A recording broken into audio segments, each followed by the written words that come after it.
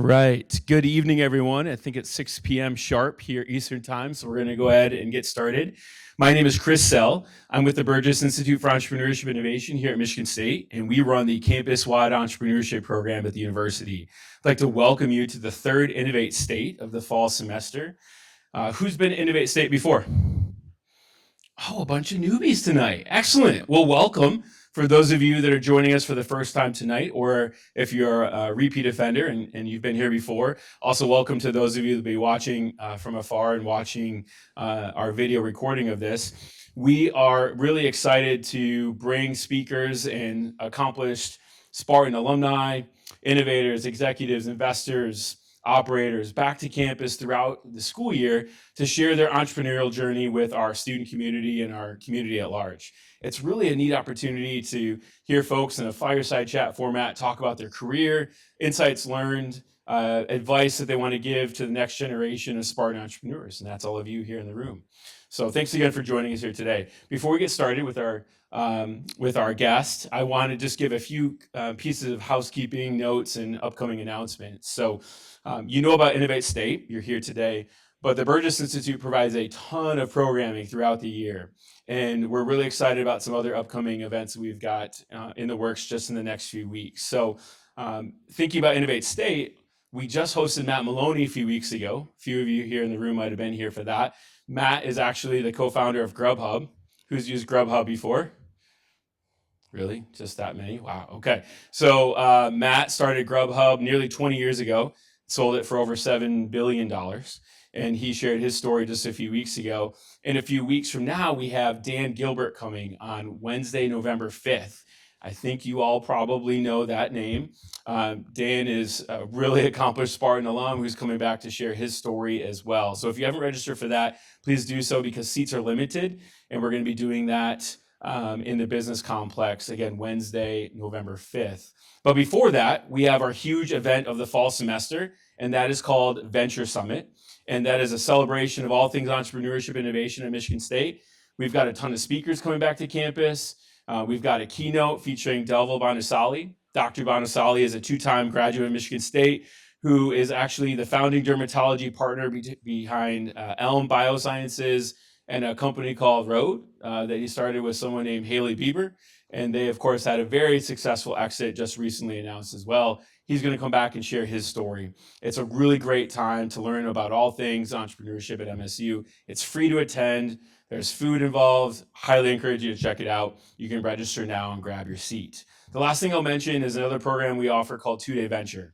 It's a 36-hour kind of sprint-a-thon where you get a chance to actually build a company from the ground up and form teams with other students on campus and work to develop a pitch where you can actually pitch to a panel of judges Saturday evening and potentially get a $500 grant. Is it still 500-ish? Yeah, perfect, excellent. Non-diluted, right? Yeah, so we don't take any skin to the game either in that case. So it's all yours, and it's a chance for you to work on a really cool venture, a solution to a problem. So again, that's called 2-Day Venture, taking place on Friday, November 7th and Saturday, November 8th. So it's 36 hours of your time, super fun. Highly encourage you to register for that experience. I think without further ado, I'm going to go ahead and turn it over to our intern, MBA student, leader of MSU EA, and a founder of her own venture as well, Angela Leach, who's going to talk more about and moderate tonight's conversation with our esteemed guests all the way from California. So Angela, I'll let you take it away. Thank you. All right, welcome everybody. Let's move this up a little bit. Today we're thrilled to welcome Pallavi Sharma with us. She earned her MBA from Michigan State, and she was recruited straight to GE after graduation. This is when she managed their brand when it was the largest in the world, which is really exciting. Her career has spanned global leadership and marketing as well as smaller startups as well. When generative AI began, she started her own marketing agency, which is witOmni AI. And she is also the fractional CMO and COO of Curio Digital Therapeutics, which is a startup bringing innovative AI-driven solutions for healthcare for women. And she is based out of San Francisco. So We are really excited to get started. We have lots of fun questions for you, specifically about AI and the future of careers. She has lots of exciting insights that I know she's really excited to share with you all. So at the end, we'll open up for some questions. But I will start with, can you tell us about your journey at MSU and your transition from corporate marketing to the startup world? Sure. Thank you so much. It's a real pleasure to be here. And my goodness, the speakers that are coming in, that's really incredible. So I'm happy to see so many of you taking advantage of little old me, but definitely those people. That's phenomenal. Like Grubhub is massive. If you haven't heard of them, they basically revolutionized food delivery. And to have the other gentleman who launched that other business with Haley Bieber, these are really incredible people to take opportunity from. As I've come back here, I'm thrilled to see the facility. It's state of the art. It's amazing. So well done, MSU. Awesome. So for my journey, I actually have an undergrad in microbiology. I started out sequencing DNA, and while that was fun at the time, I knew that I wanted to do something a little bit more that was interpersonal. And for me, I would look at marketing and see just the amazing ability of people to communicate. So learn about science, technology, and communicate. And that part was very interesting to me. I was a big fan of Carl Sagan, thought he did such an amazing job talking about astronomy and simplifying these complex ideas for people to benefit from and inspire. And so, I came here actually with my husband. We were both married, we applied, we both got in and were given the ability to be TAs. Helen Dashney's in the audience smiling, and she was key in my career. From MSU, I was recruited to GE's Experienced Commercial Leadership Program. So I know GE is no longer on the Dow, but at the time it was the biggest company in the world. And I got recruited in and did this amazing rotation program. Being from California, I had not spent much time outside of the Bay Area. I came there as an immigrant at 3 from India and spent most of my life there. And so being here in Michigan, it was great because I got to the people are so wonderful, so nice. It was really a wonderful education for me. And then with GE, I was sent to Kentucky, to Louisville, Kentucky, Trevose, Pennsylvania, Fairfield, Connecticut. And so again, it was just wonderful to go and meet different people from different parts of the US. And I really recommend, if you can do that in your careers, please take advantage, especially right now when there's so much division happening that's unnecessary. Go and meet people face to face. I guarantee it. Doesn't matter what they think on the political spectrum. People are really very nice when you first meet them and get to know them one-on-one. So I encourage you, if you can, take some time to work outside of wherever you grew up. It'll be a really eye-opening experience. So that was kind of my journey through there. Then I moved back to the Bay Area. I was pregnant with my first daughter, decided to move back home, and basically been there ever since, living in San Francisco for many, many years. Yeah. Was there a key moment that made you realize I want to start my own company and transition out of corporate? Yeah, so I'd been in corporate exec roles for most of my career. I was with HP, used to own Snapfish at the time. It was a photo book manufacturer, so I was their head of marketing. I launched a digital agency for Hearst. Hearst is a media company, owner of magazines like Elle Magazine and a variety of different media outlets. And so they wanted to, kind of capture regional business, move it from newspapers into digital. So I launched that for them. And then most recently, I was at a proxy advisory firm called Glass Lewis. Basically, they advise institutional investors globally on how to vote for proxy meetings. When you get to the stage and you start getting shares at companies, you'll get these proxy notices in the mail that you will then throw in the garbage because your one vote may not count, but Right. Large institutional investors, they move the needle. And so this company basically researched the way the institutional investors should vote for things like pay packages for CEOs. So I was global SVP of global marketing there. And then Gen AI came on the scene, and working in a financial sector, which is not my background, but it is very conservative, kind of slow moving. And Gen AI came about, and I'm like, this cannot be ignored. I had worked at another startup before and had done this webinar about machine learning, versus artificial intelligence and all of that. And that was At that point, only people that were really nerding out on this stuff cared about. But Gen AI made it accessible to everybody, and the applications completely widened. And as a marketer, I felt it was a complete game changer because I no longer needed, this is going to sound really bad, but I didn't need humans, as many humans to do the things that AI could do. Right. So I decided to just become a student again, learn everything I could about AI. I started testing tools. And the great thing, if you're not on LinkedIn, I highly recommend you get on LinkedIn.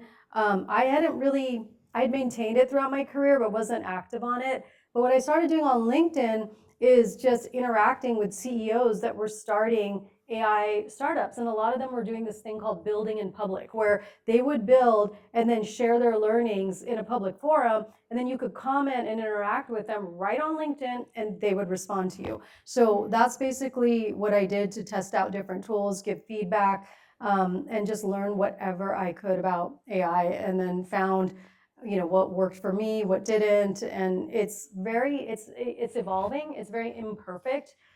So you might try a tool and go, this is really not so great, although their idea is great, and you may go back 2 months later and go, oh my gosh, now it's amazing. Right. So you have to be a little patient. It's an evolving technology. Definitely.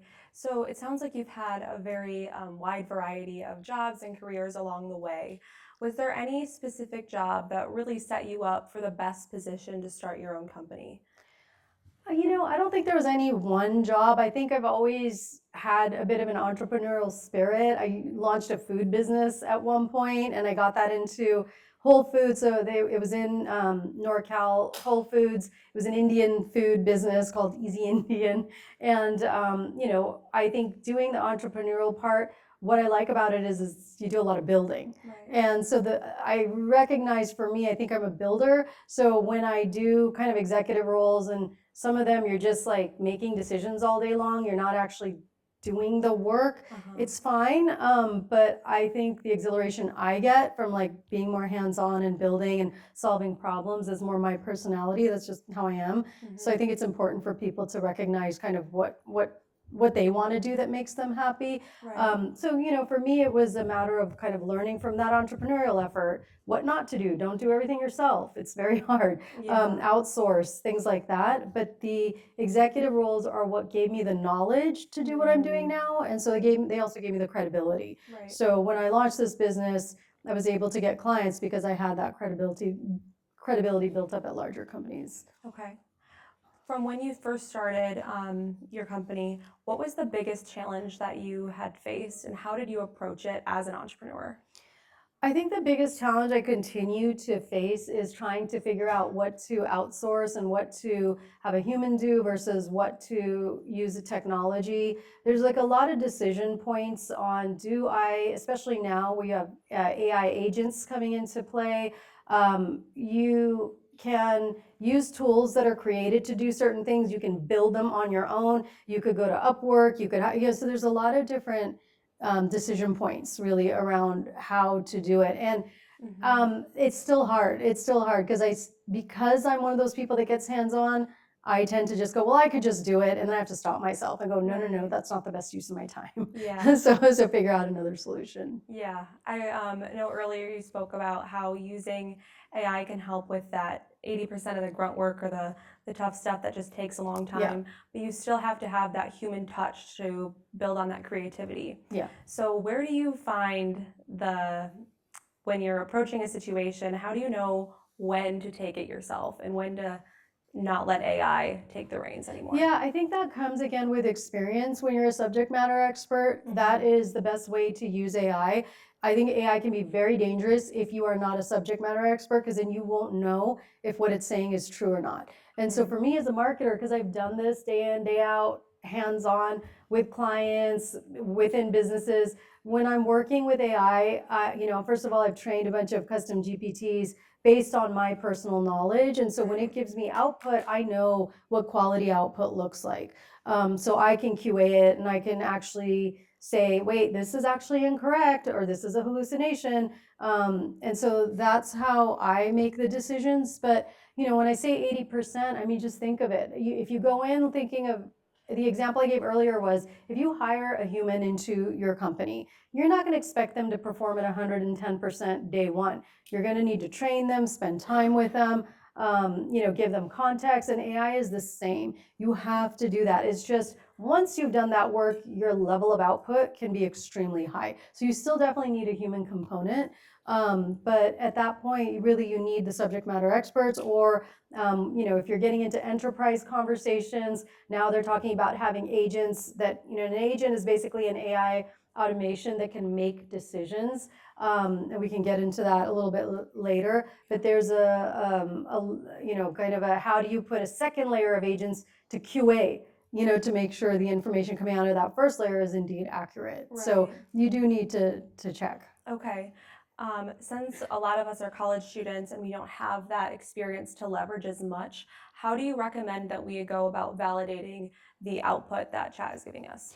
I think, again, start with stuff that you know about is the best way, and make sure you're learning. AI is not a substitute for your brain. It really isn't. If you're using it that way, you're using AI the wrong way. So, don't do yourself a disservice. I have a daughter who's a senior, and so we've been visiting colleges, senior in high school, and I've been asking, what's the philosophy about AI at this college? And usually I've heard that, and I don't know how it is here, but the schools we visited, they're like, we don't know. There's not really a policy. We just know professors don't want the kids to cheat. And I'm mixed because, you guys can't do. I'm hearing about this from my own daughter. It's like, don't use it to cheat. Like, come on, don't do that. Yeah. Do the work, develop your brain. You need to think bigger than that. Use AI where it makes sense, right? To augment your life and move you forward that way, because it will catch up to you. It absolutely will. You can't do business and not know your subject matter. The very first business meeting you're going to have, somebody's going to call you out on it. So if you're going to go out and try to use AI, for example, to build your business, let's say, you're going to have to talk to VCs. And if you can't articulate and know the ins and outs, they're going to see right through you and you will not get a dime. So you have to learn, don't shut your brain off. But what I think is AI kind of unlocks your creativity. To me, it's amazing what you can do with it. It's just like a turbo booster, if you will. So. Yeah, I think that is a huge aspect of AI that isn't talked about enough, because a lot of the misconceptions is that it replaces creativity. A lot of us are recruiting and looking for jobs or internships, and the market is very saturated with a lot of AI-generated resumes and cover letters. How do you recommend we navigate this period while leaning into AI for creativity purposes? Right. So I think this is really tricky especially if you're an introvert. I think you have to develop your personal brand. I think the more we have AI, the more you as a human need to stand out. And you need to figure out what that looks like for you authentically. But it is also a really great opportunity. And I think the biggest way you can be creative is kind of inventing who you are and really being thoughtful about who you are. And so I mentioned at the start, get your LinkedIn up to date, right? In business, people want to know what you can do, not what you know. They don't care. Great, you know something, you got a certificate, awesome. Yes, there's a place for that. But ultimately in business, they're going to want to know, can you do it, right? Can you drive results, especially if you're in business? Till the end of your career, that's all anybody's going to care about. How much revenue did you drive? That's all they care about. Right. Or how much cost did you cut, maybe if you're in more of an operations. So whatever that metric is, you have to learn from the early days how to harness it and demonstrate it. So when you're starting out with your careers, I used to, and I know it's a little controversial to do too much free work, but when I was, I've been around for some time. So when the internet first came out, I taught myself HTML and I built my company's first intranet. And so I had that to showcase. So when I went to my next job, I was like, I took the initiative, they didn't say no, and I built the company's intranet. And so do things like that and find those opportunities. They could be here at MSU. They could be at a nonprofit. Nonprofit always needs help. So go to your favorite charity and say, hey, here's my interest, but you have to pitch it to them. You can't just say, I'm here, give me something to do. Right. You got to really think and say, this is my career. Let me work backwards. What are the skills that I will need in that career? and then start demonstrating that you have those skills. Yeah. So I think actually that's very important for you all to do, is think ahead. And it doesn't have to be perfect. You're not getting completely tied to that vision of your future career, but just pick something. You can always kind of change, and you will throughout your career.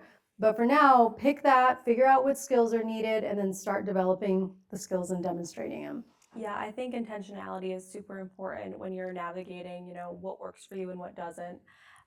Going back to, trial and error and leaning into creativity, were there any resources at MSU when you were here that you really leaned into or wish that you explored a little bit more?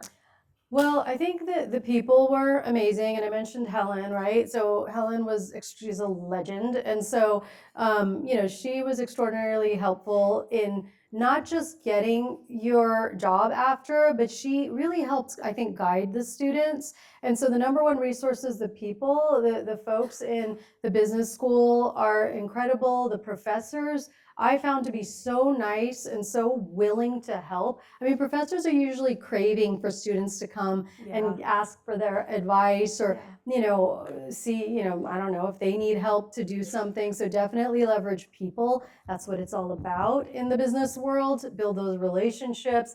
And, everyone is kind of hooked in to somebody you probably really want to talk to from a career perspective. So that's where LinkedIn also comes in handy, because you can figure out who knows the person you want to talk to and get that introduction. Yeah. So leverage the people. That's important. You have this fabulous building. Come here, do your work here, spend time here. Come to events like this and network again. I think all of those things are really important. And then when you're in your classes, learn. Take advantage of the learning. Yeah. I think, I know we spoke about this earlier, but sometimes it seems like the busiest people are often the biggest help. So they will spend the most time with you and be super intentional with how to help because they love to give back. So even the busiest professors sometimes are the most willing to help, which I think is super cool. So speaking of, taking risks and figuring out what works best for you, was there a specific failure or a situation that you learned from and had to pivot in your career? Oh, I feel like I've constantly been doing that. I think my approach is to always be adapting. And I feel like in the age of AI, that's super important. So if you've heard of this concept of a growth mindset, you really should, if you don't know what that is, look it up and just be the growth mindset. And the growth mindset means you're willing to open yourself up to new ideas. Again, in our political climate, for some reason, we're having a hard time doing that. Right. But you need to be open to diverse ideas, and you need to be okay with it. You need to be okay that the person, one of my best buddies in business school, completely different, opposite ends of the political spectrum for me. And but we were such good buddies. So it didn't matter to us that we weren't on the same page, but we were good humans to each other and good friends, and we're there for each other, And so I think that's really, really important for people to understand. That's awesome. And yeah, what was the original? I just asked if there was a failure that you learned pivoting. from. Okay, so the adaptability component, I think, like I said, I got my undergrad degree in microbiology because stereotypical Indian. My parents were like, you can become an engineer, a physicist, or a doctor. Like, those are your choices, right? And so I'm like, okay, that doesn't really sound so appealing, but I got my degree and went to work in a lab, and I was like, I can't envision this for myself, and I'm gonna have to break away. And what do I like to do? I love science and technology, but I want to be a communicator.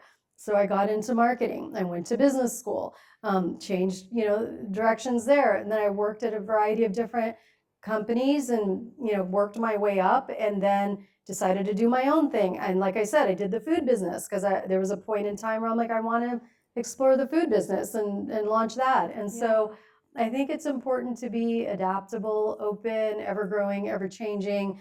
I think that's just how it has to be. Yeah, I agree. Being curious is everything. Yeah. With that mindset that you've had, did you grow up with that, or was that a learned behavior? If so, were there any specific resources, people, or podcasts that you learned from? So, I don't know the answer to that. I mean, that's the only way I know I've been. I have been very so if you're a science major, you're almost encouraged to always question. That's just how you are as a scientist. I had somebody say, well, science is so frustrating because you guys are always coming up with something new every year. I'm like, yeah, that's kind of the point of science. It's like you got to ask the question, and based on the information you have, you do the best you can. And as new information comes in, you very openly change your point of view. That's science. That's how it works. And so, I think that it is really important for folks to be, especially right now, very open to doing, kind of approaching life like that. Yeah. Going back to generative AI, what excited you the most about it when you first started implementing it into your own business, and what scared you or made you a little bit hesitant about it, if any? Yeah, so I think like a lot of people, the first thing I did was create poems for my family, and I just put in information about the family member, and it would spit out these incredible poems, and I just I couldn't believe it was doing that. Yeah. And then one of the first applications I did was for it to, in governance. I was in governance at the time at Glass Lewis. I used it to write some blogs, and the blogs were pretty darn good. And governance is hard. It's a very specific industry, and there isn't a lot about it. So it's not easy to write a factually accurate governance blog. And it was able to do a really good job. And so I think I started using it that way. And then when I did my own business, I started using it for LinkedIn posts. But I did, again, my own custom GPT, and I was like, don't use M dashes, don't use typical AI speak. And that's why when I post now, it doesn't read like AI, because Right. I've taken all of those things out of it. And so for me, Notebook LM is one I think everybody should try. It's by Google. If you haven't, you can use it as a study resource. It is a mind-blowing application. You can think of it as a place where you put all of your information about a topic. It could be a web link, it could be document uploads, and then you can use it to do different things. You could do FAQs, you could do study guides. There's a podcast feature where it sounds like two NPR people are talking to each other, and you can actually insert your questions to them, and they'll interact with you. If you just try it out, oh my gosh, try it out. It's mind-blowing. That's So, awesome. to me, those are like the basics. I use Gemini a lot. And then I was just testing, like Gamma is one that I'm a little mixed about right now, but when it first came out, you could put information, it would spit out a web page, spit out a presentation. 28 people built that company to 50 million users. Only 28 people. And they got 50 million users. So that's kind crazy. of what's happening with AI. Wow. Yeah. Besides Notebook LM, do you think there's any other generative AI platforms that us as college students and entrepreneurs really should be looking at? I think really, you should test out what resonates with you. They all kind of are a bit different. There's Anthropic has Claude. That's another one that they say is really great for writing.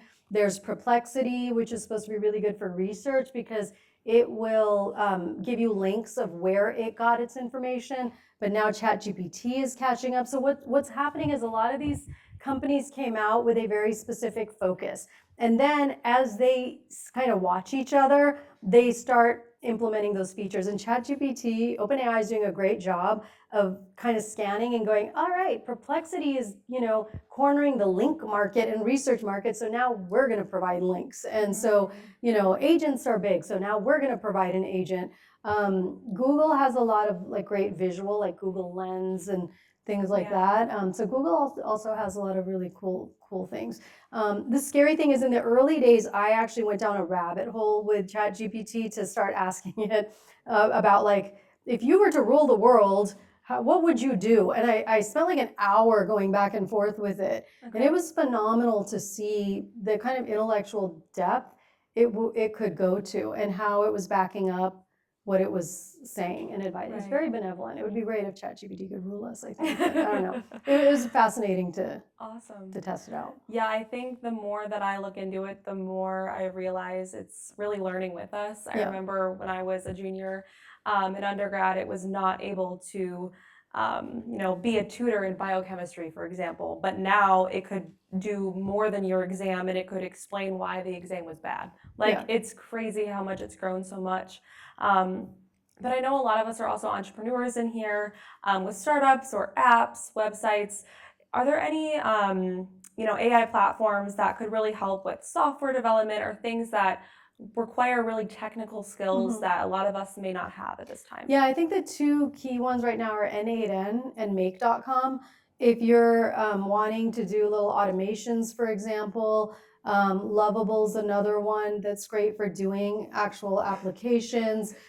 So try those out. And then, what you should do is take some of those names and see what other players come up and then test them out. And the reason I say test is that it really is going to depend on your abilities and what works for you. Because, like let's take Make and N8N. I'll talk to like a group of people, say, which one do you prefer? And then, I'll get folks wanting one over the other for very different reasons. And so there's usually not a one size fits all. And what I'm finding is there's usually just a handful of players that are really good in each of the niches, and it'll be easy for you to figure out once you're, searching. That makes sense. For what those are. There's also, so a lot of them use OpenAI's technology at the back end anyway. They're not, a lot of these companies aren't the ones that are creating the AI. They're using OpenAI or Microsoft's platform. And then what they do is they call it a wrapper, if you will. Some companies are doing a much better job than others. Some are like, what is this? Like, I'd rather just go directly. So we're in an early stage, so things aren't perfect. As long as you are okay with that, you're going to really enjoy it. Awesome. Since you leverage AI in your business daily, can you share an example of how AI completely transformed a campaign or a project? For me, the biggest thing has been the speed and the cost cutting. And so, I have an agency that is really, it's me, and I'm using a lot of AI, and then I use like contractors. Okay. And so I don't need a whole team of people. And so to me, that's been hugely transformative, because when this is not going to sound good, but when I have to work with junior people, it's a lot of my time explaining, right? And it's like, do it like this, do it like this, do it like this. And it's tricky because it's a lot of my time having to explain something to a junior person. And with AI, it's like I don't need to spend as much time. And plus, I don't hurt their feelings. That's like the hardest part. It's like dealing with human feelings. I'm sorry. Maybe that's not my biggest forte, but like people don't like being criticized. And so it's very difficult in marketing when you need to produce a lot of things quickly and test them. You cannot get emotionally tied to them. And so I think that's where AI has been very, very helpful, is being able to kind of do those types of things. Now, that doesn't mean that if you're starting out, there's not a place for you. It's going to just look different. Right. Like, that's why you have to master using AI, because that's going to be the benefit you bring to the table. Is a lot of people in industry, they don't have time to learn all this stuff I'm telling you about. When I go to clients, they don't know any of this stuff because they're trying to deal with their business. So they go to me and they're like, whatever, you figure it out, right? And then I do. And so for you all, that's going to be the thing that you benefit the folks that you're interviewing with, because I guarantee you they don't know all this stuff. Okay. So if you can kind of at least master some aspect of it and say, this is the value I bring, is I understand the subject matter and I can use AI and I can do it so fast for you, you will be very valuable. So since leveraging it is really important at this stage, even though it's really early, how do you think roles in marketing will change in the next 5 to 10 years with AI? Yeah, I think, I launched a podcast called Your AI CMO, and I basically think that's what marketing is going to be like. If you're a marketer and you don't know how to use AI, you're going to have a hard time getting a job.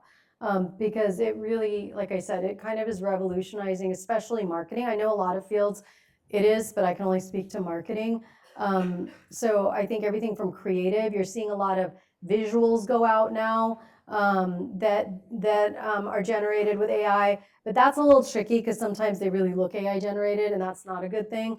So I think for you, again, like have that discernment. Like don't produce subpar creative, because that's not going to get you the results you need. At the end of the day, it's a business, so you have to make sure whatever you're doing resonates. And if you're producing stuff that's very obviously AI, people will not buy from you. So you have to really know how to leverage it. But it can do everything. It can do the output level stuff, but it can also do all the planning, marketing planning. If you have different ad campaigns, you have a lot of data, you could feed it in, you could do analysis with it. So I think you name it, it can do it. Do you think it's a common misconception that AI can produce outputs that don't seem like they're AI generated? Or do you think that most people think that what AI will be giving you looks like it's AI generated? Well, I think even in the early days, they were doing tests, and this is when it really was kind of blowing people away, is they were asking it to write something at like an 8th grade level, 6th grade level, and asking people to say which one did a real 6th grader write and which one was AI. And people weren't able to tell the difference, and it's only gotten better. So yeah, there are definitely certain things, if you just go in clean, if you've heard of prompt engineering, that's what that is. Prompts are the kind of instructions that you're giving to AI. So if you can do that well, your output will improve. But if you just go in cold and ask it to do something, for those of us that spend time with AI, we'll be able to spot it really fast. And so don't do that. Like when I see stuff that is obviously AI generated, my brain kind of shuts down and I can't even read it anymore. Yeah. So take that time to learn how to prompt properly. Thank you. Is there anything that you wish you did differently or something that you're really glad you did when you were at MSU? In business school, we had a really tight class. I loved that we had a strong community. We still have fond memories. We kept in touch afterwards. I would visit some of my classmates. When they would come to San Francisco, they would visit me. So definitely, as I've said, that even in the age of AI, increasingly human relationships are so important. So keep those going. And within, I'm hearing, I don't know if you feel this or not, there's a lot of stats about your generation not interacting with each other and spending more times on screens. And so just catch yourself if that's what's happening with you. Make the effort to go do things with other humans, because as you get older, it's going to be really bad for your mental health. Yeah. And it's going to be hard to function if you aren't building those relationships and trusting other people and dealing with the messiness of humans and the glory of humans. And so for me, the best part was the ability to make so many great friends and keep in touch after. And then done differently, I don't know. I don't really have I enjoyed my time here a lot. Right, no regrets. Awesome. Speaking of relationship building and really leaning into those around us, do you have any advice for going about building a team or a set of co-founders? And what are some things that you really look for, or what are some red flags that you tend to see in your career? Yeah, I think with, people you work with or building on any team, you have to be able to trust them. And so I think, it's not easy. It really is not easy to find folks. I myself have not, I've worked in companies, right? So I'm not like the CEO who goes and creates a tech. I'm the marketer that they hire and then I work with them. But what I have seen is that you really need folks that are accountable and really passionate, but also very, very collaborative. I know there was this one company, I think it was Zendesk, and they had this motto, no a-holes, like they just said it. And so I've been in companies with toxic environments. There's a lot of them out there, more so than I would love to admit. And it becomes very miserable very fast. So, don't be one, and then try to find others who aren't. And then try to find folks to work with that are open-minded, right? Like I was saying, that will be open to discussing other ideas in a passionate way, but in a respectful way. So I think some of those things are key. So if you know somebody who's like technically brilliant, but they're super flaky, they don't deliver on time, like that person's going to make your life miserable because you're just going to be wasting all your time hounding them. So you have to really make sure they fit the bill on soft skills and hard skills. Do you think the best way to practice building up those soft skills would be networking in class, outside of class, coming to events, or what do you think has been the best accelerator for you with soft skills? Yeah, I think it is that. So when I left Glass Lewis, I called the CEO of a startup I had worked at, and this CEO was way younger than me. He was in his 20s, late 20s when I went to go work for him. And at that point, at this point, he was maybe in his early 30s. And he told me the best advice. He was like, increase your surface area. And that's what I did, because I came out, I'm like, okay, I know that wasn't for me. Gen AI is coming out, but I kind of don't know where to go from here. And he's like, increase your surface area. He's like, it doesn't matter who you talk to, just go talk to people.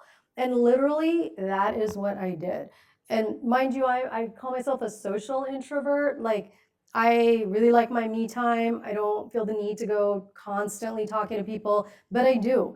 And in business, you kind of have to. And so I just started going through LinkedIn, reaching out, talking to people I knew, and they would always say, oh, you should talk to so-and-so. You should talk to so-and-so. I'd say, okay, give me their contact. Then I would follow through and talk to so-and-so. And that energy I got was it really fueled me, because people, like we talked about the professors, they're willing to help you. And I talked to, oh my gosh, for me, there were some things that I went through as like a woman, female exec in Silicon Valley that I was like, my family was like, why does this keep happening to you? And I'm like, I don't know, it's just me. And then I talked to so many women, and I'm like, there are a lot of issues out there in corporate America when it comes to female leaders, and the numbers are grim and getting worse. And it really helped me to talk to all these different women at Meta, at Google, wherever, you name it, and going, okay, we have a lot of work to do in this area. It's not just me, family, this is an issue. And so I think going and just talking to people and connecting and learning, so you have something to give them, right? You don't want to just go and be like, hi, I'm here. It's like, okay, well, you wanted my time. So go with thoughtful questions that you can't just Google. Like, never go talk to a professor and ask them something you can Google. Be insightful, think about it. And people are very receptive. Have a conversation. In an interview, right? Same in an interview. Yeah. So even if you're uncomfortable doing it, I'd say that increase your surface area will do wonders for you. And just keep that throughout your career. Yeah, I think that's a great attitude to have. Do you have any final advice or insights for students staying ahead in a very AI-driven world? Yeah, I think you're so lucky. This type of thing is really, really, truly unique. It isn't just some whatever technology. They're saying it's like fire, right? Or electricity. It's that important. It is in a lot of ways probably even more important than the internet. And so don't take it lightly. It is really mind-blowing.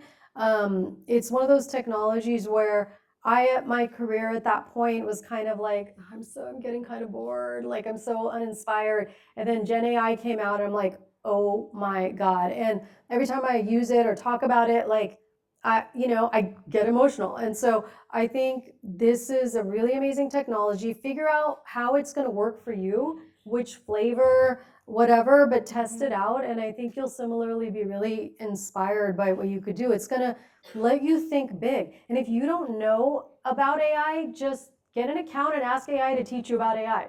Like, that's how it works. Like, you can literally go, I don't know anything about AI. Teach me the basics. And you can talk to it, you can type to it, it can teach you in different ways. And so just go learn. And there's a lot of activity happening where you can go to different sessions.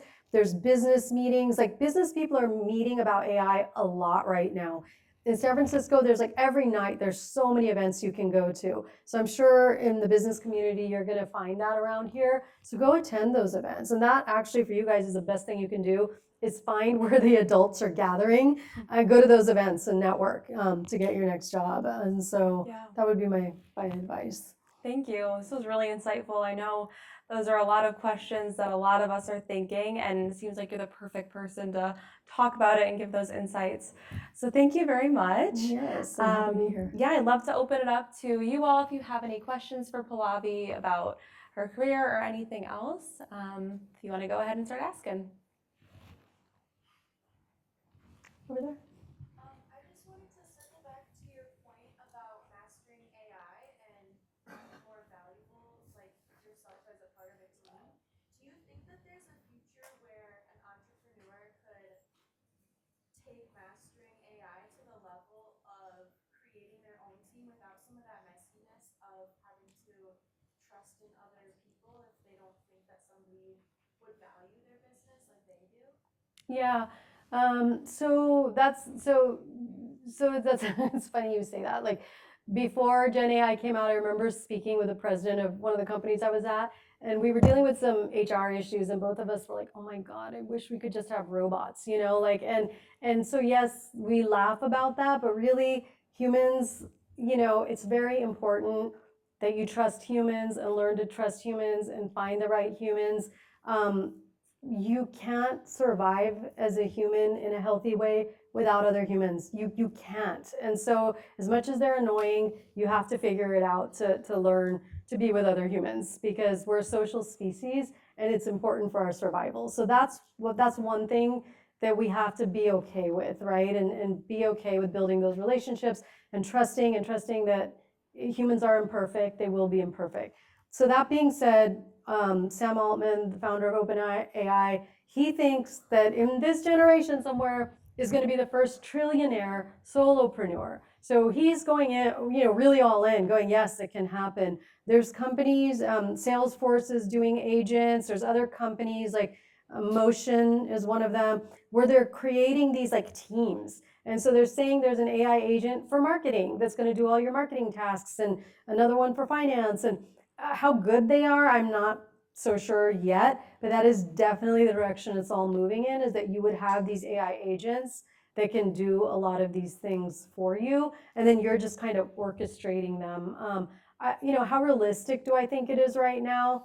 I don't know. I gave you that example of Gamma, 28 people, 50 million users. And so in the age of Instagram, I know there are folks that are just putting out like their content, right, and making so much money. And I don't think they're all solopreneurs. I think they have a lot of stuff happening behind the scenes, but increasingly one person can do a lot more. So yeah, that is kind of the direction things are going, and it is very possible.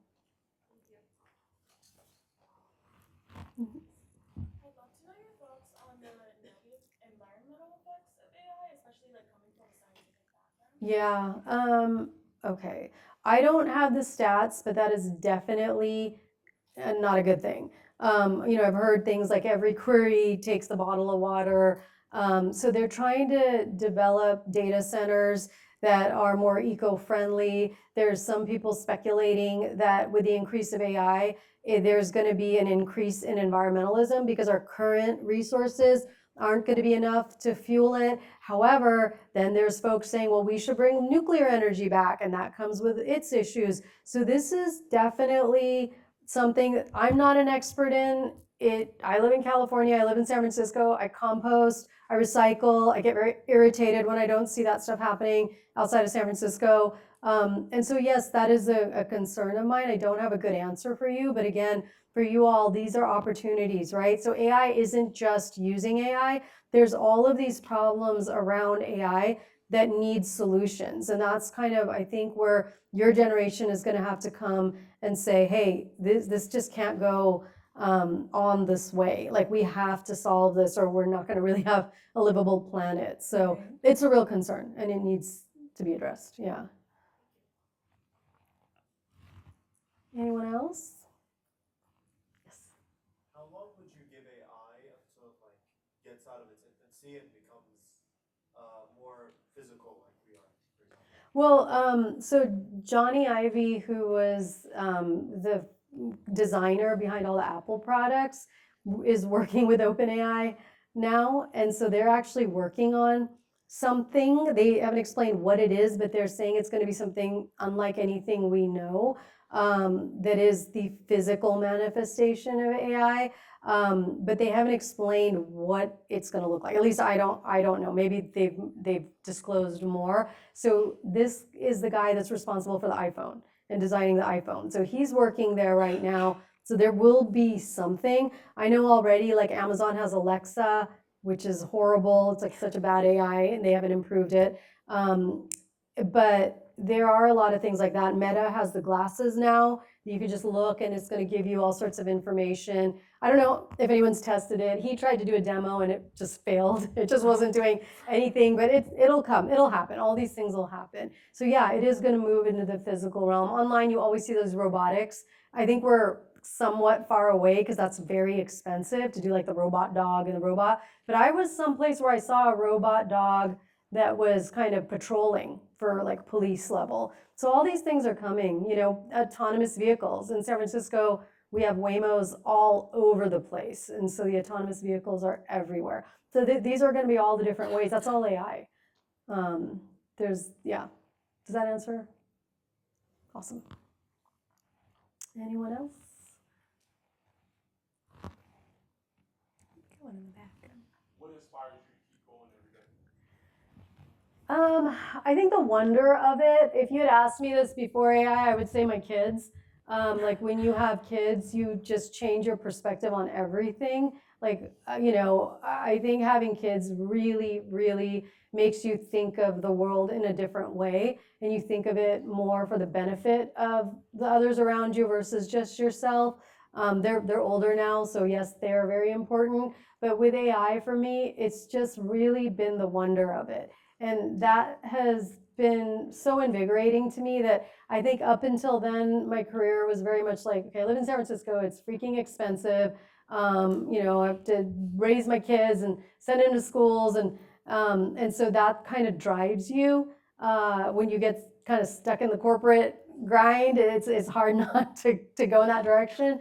But when AI came out, it's almost like I shed that a little bit. And I was like, this does not come up. This comes as a once in a lifetime thing. And so for me, it was, again, just the curiosity and the wonder that was unlocked at this stage in my career is what fuels me. I appreciate it. Yeah.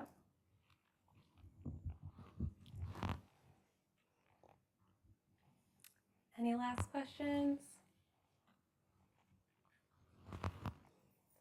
All right, I think we'll wrap it up, but let's thank Pallavi for coming out here today.